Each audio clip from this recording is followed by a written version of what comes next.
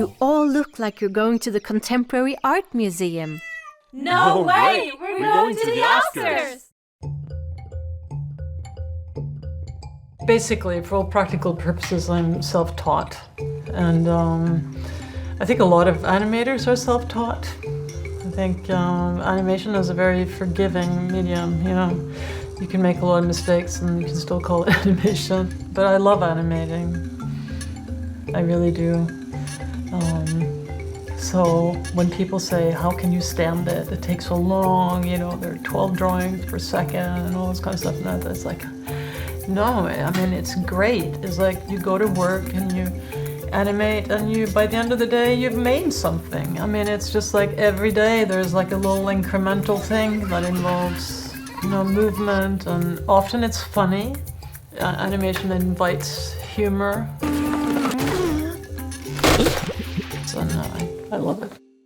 The very first picture that I made, or a sketch that I made, maybe elephants, was kind of like a memory from the first day when we were driving around. And it was like a red earth, the purple jacaranda trees, and it's like people everywhere. I thought it would be kind of cool if Nairobi was recognizable. This is in front of the thorn tree here. All of the buses are decorated in these really wild, wacky styles, and they're like super colorful.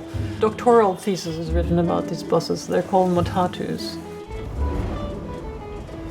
The house, it's modeled on Karen Blixen's house, like a colonial residential neighborhood that is, you know, very recognizable. So we didn't live anywhere this fancy. Actually, that is a picture of where we lived. Basically in Nairobi, we lived in a row house designed by a Norwegian architect, believe it or not.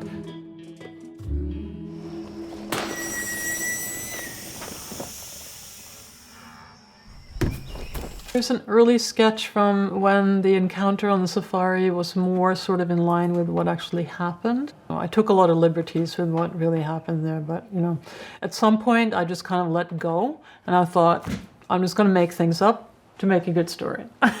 That's what you have to do. I don't know who said it, but this idea that all memoir is fiction, I feel like this really fits kind of neatly into that. It both is and isn't true. For how this film was going to look, I knew that we were going to be in two different countries, right? We were going to be a little bit in Norway, and then we were going to go to Kenya.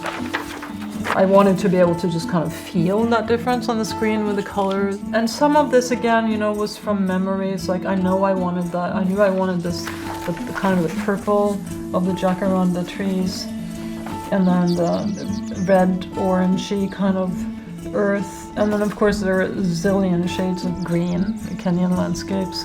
And, of course, all the different colors of sky. I extracted typical color combinations of pieces of fabric, scarves, dresses. This is a really enjoyable exercise. You know, this is like really kind of candy work, right?